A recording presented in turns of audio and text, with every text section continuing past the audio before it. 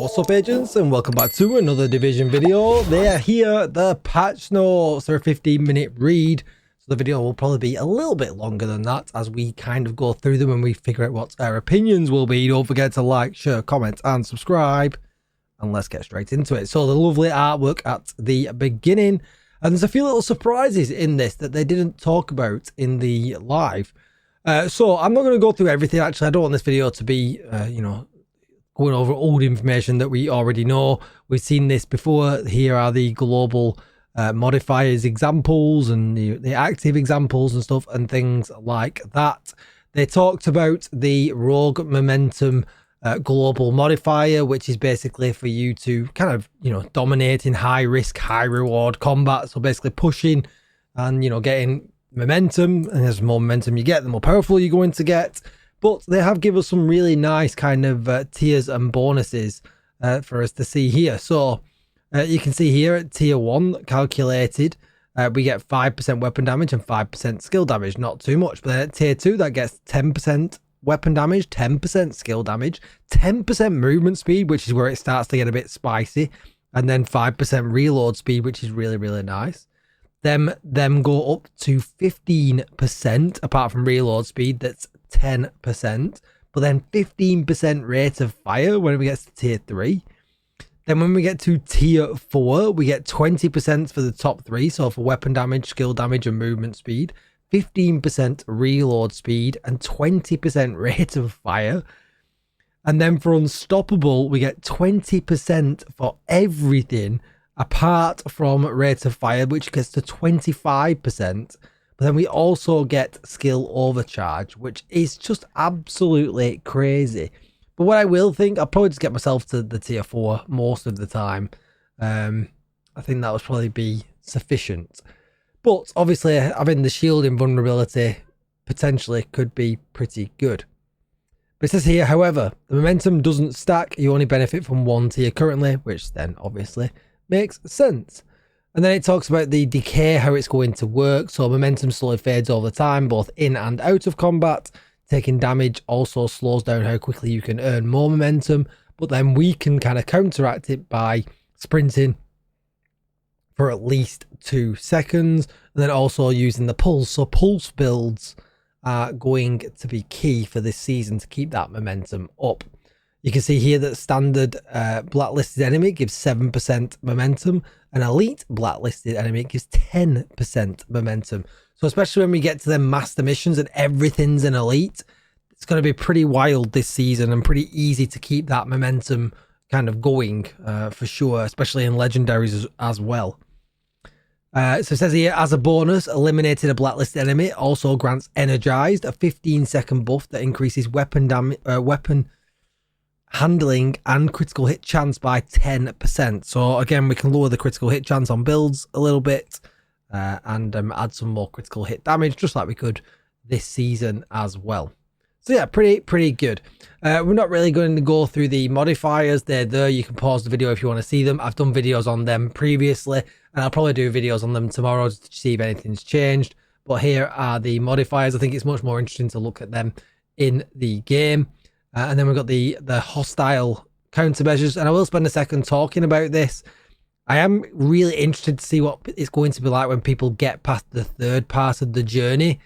I don't think too many people probably experienced it in the PTS, but the enemies are wild when they're running at speed and they have regen and everything like that.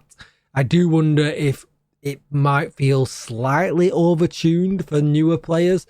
But it will be interesting to see what people's opinions are of that when they get so far through the journey.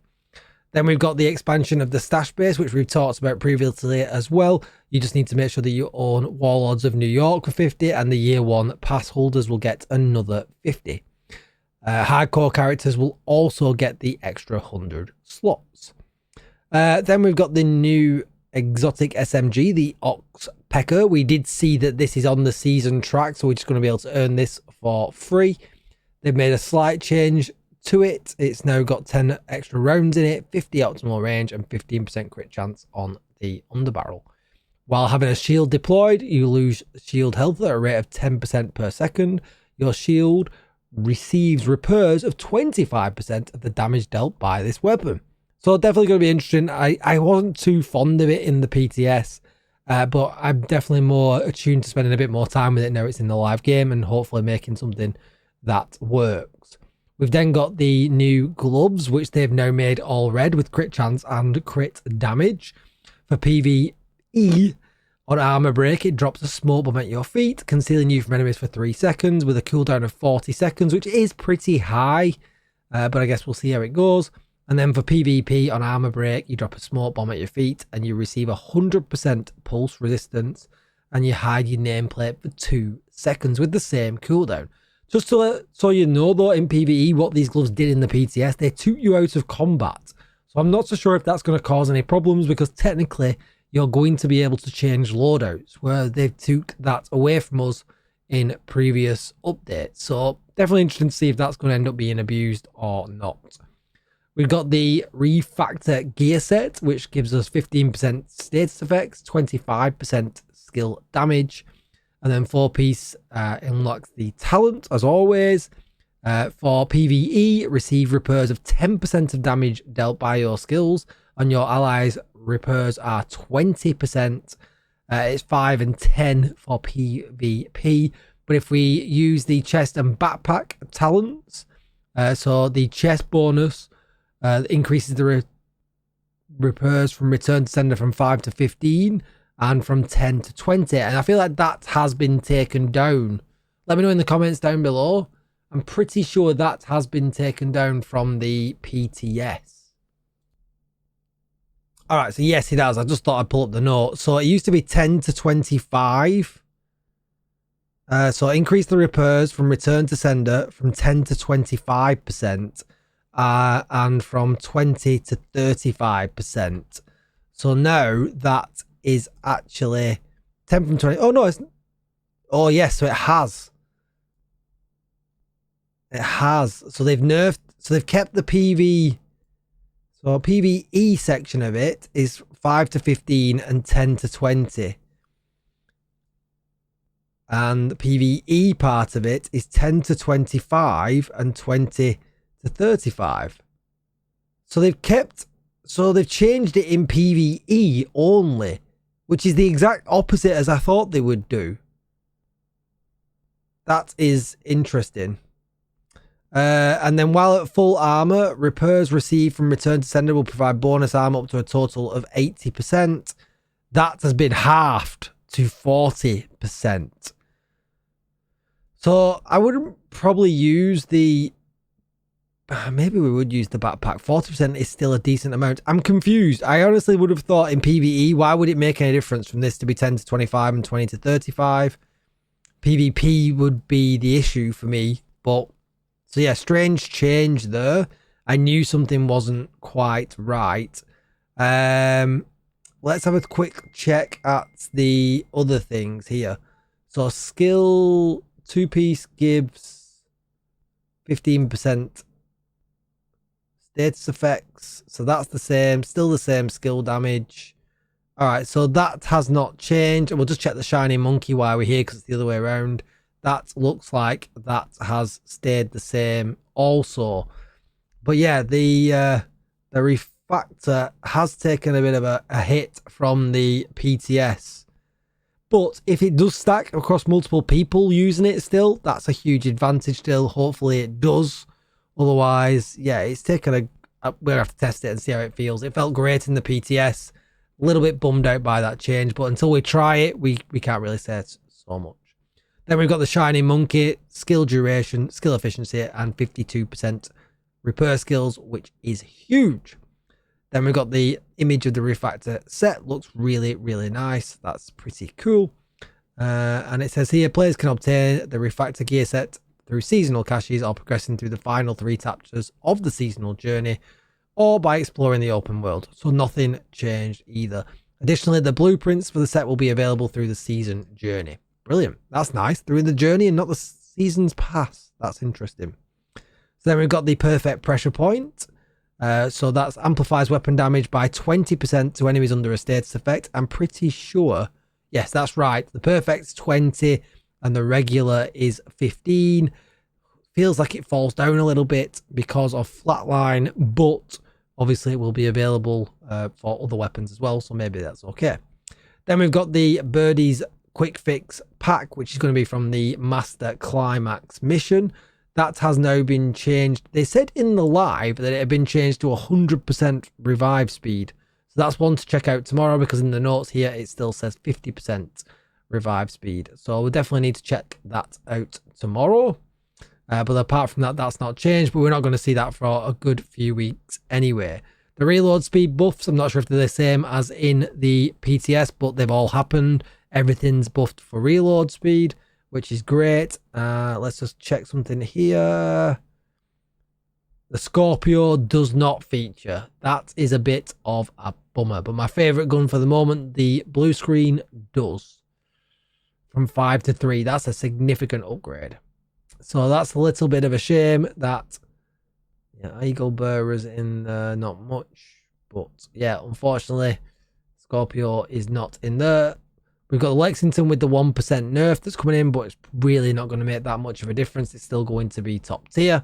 Everything else is getting buffs as far as it goes for reload speed. Apart from the M4 here is staying the same, but it's actually getting a damage buff. Same with the UIC and the MK47. Pistols are all getting reload speed buffs as well. So quality of life changes. Modifiers have now been removed from priority objectives and now available in the season journey. Nice and easy.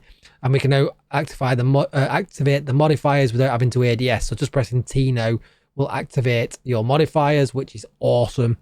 And yeah, clearer visibility of the modifiers. That all looks much better in the UI. I do hope that they give us more UI options with that, where we can just make it bigger, because I'm old and blind. So we've got some other nice things here. Players receive a 10% season pass progression boost for having seasonal modifiers active, which is great. This bonus also stacks with an additional progression boost granted to the season pass premium owners, helping you level up faster. Season Pass XP is now available across most activities in the game, including Countdown and Conflict, which is nice.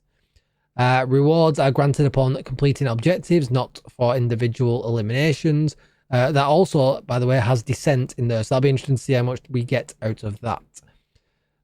Priority objectives now reroll automatically to refill 3 every 24 hours, meaning that we can just reroll more often. And don't forget, we can reroll across multiple characters as well. Scavenging points or rewards on the watch have been rebalanced.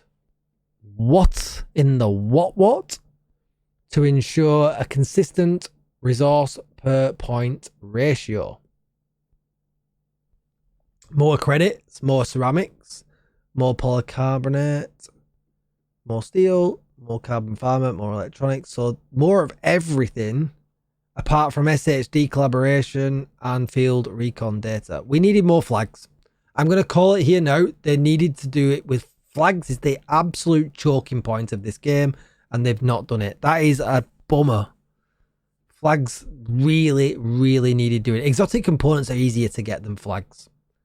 That's a massive W for a lot of people, but flags is a massive, massive bottleneck, and I really wish they'd change that. I'm going to put that forward. That's a bit of an odd choice not to do that.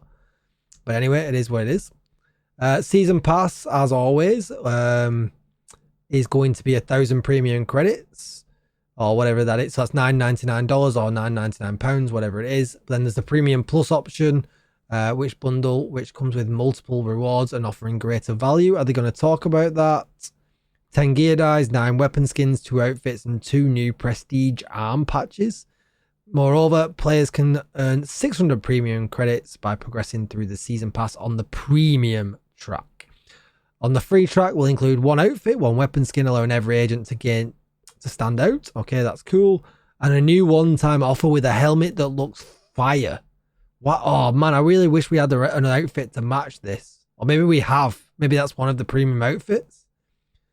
So for $19.99, all your regional equipment, you get the 2,000 premium credits, plus a bonus 600, which is good value, for these credits anyway. And you get the clawed helmet.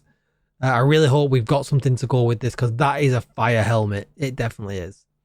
And that is going to be it. As always, let me know what you think in the comments down below. The only thing that disappoints me across this whole thing is that they've not updated the flags. Everything else is pretty good, but we'll give that as feedback because we're going to keep it positive. Don't forget to like, share, comment, and subscribe, and I will see you in the next one. Thanks for watching, agents. Goodbye.